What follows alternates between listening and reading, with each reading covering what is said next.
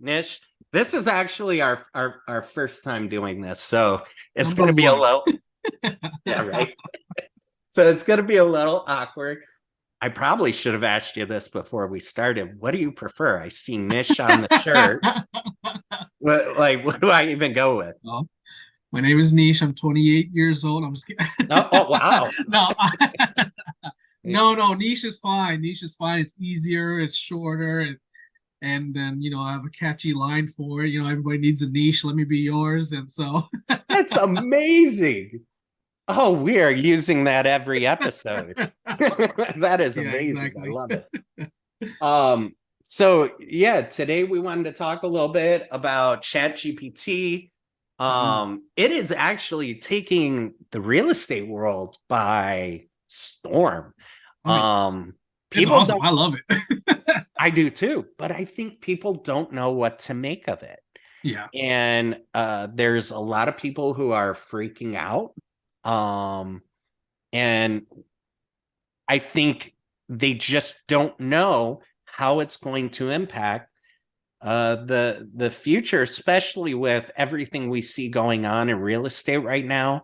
The uncertainty, people don't really realize that the reason interest rates are so high is because of uncertainty Yeah. based on people's responses.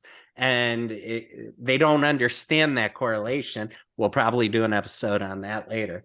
But you said you love ChatGPT. Let's take the worry out of it.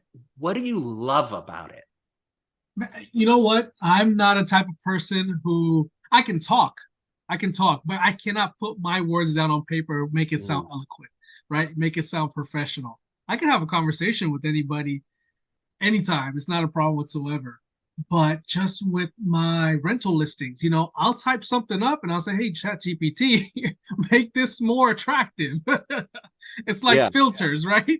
So you stick it in there and it makes it more, attractive. So I just love it for that. I love it to use to create blogs or blog posts. Just for example, like if it's National Hot Dog Day today, hey, Chat GPT, compare property management to hot dogs and in a humorous tone, and it'll do it for me, man. Like I love it, right? So it's stuff like that. It's just I like the fun stuff about it. And also on top of that, I mean, I know people have their issues and people talk about how it could cause issues in the future, but we have to remember that it's still a computer, right? We can control it to what we need it for.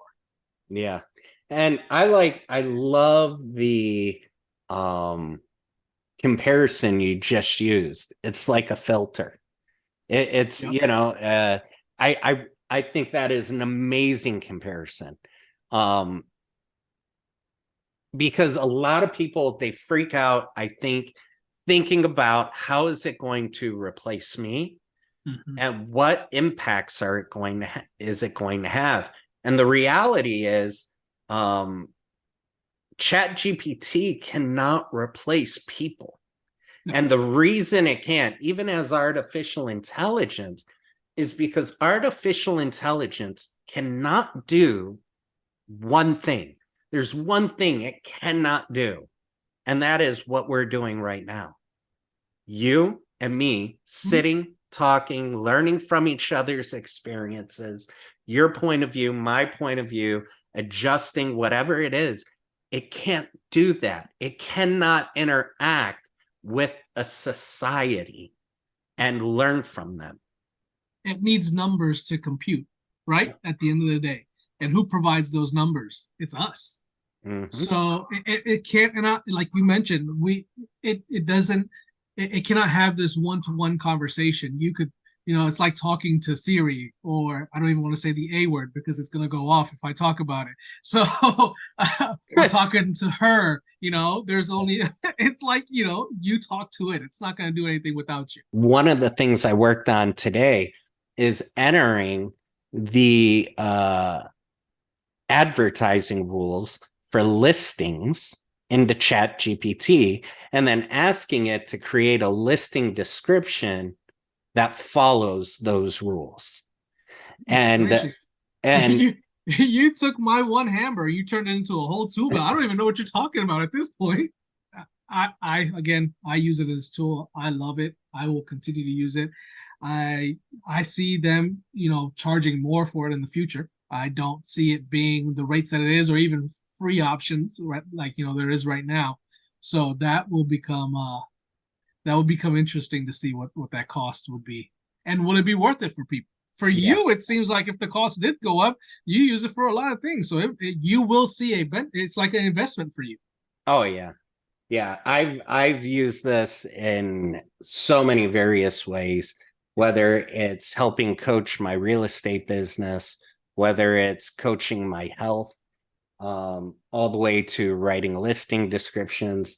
We've done so much with it at this point that the reality is I really think um, I think it's going to upset some markets.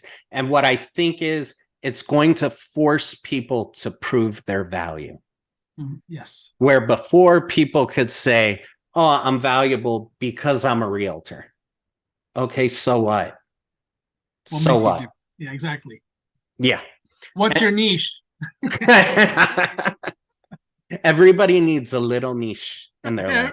Hey, and I'm like 5'6", so it's perfect. Oh, that's hysterical, man. That's awesome. I love it. Yeah.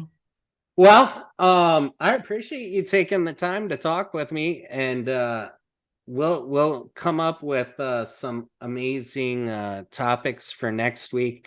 Anyone who watched, please like, subscribe, comment, and let us know what you'd like to hear us talk about. If there's anything real estate related or otherwise that you're concerned about, let us know. We'd love to cover those topics, as well as if there's any professionals that you'd like to see us bring in and maybe have a conversation with on a particular topic, such as probate, or we could even dig into a awesome little niche like property management. Yeah, yeah. Thank you, Now, thank now you're not just niche. Now you're a little niche. you. That works. I don't mind it. I don't mind it.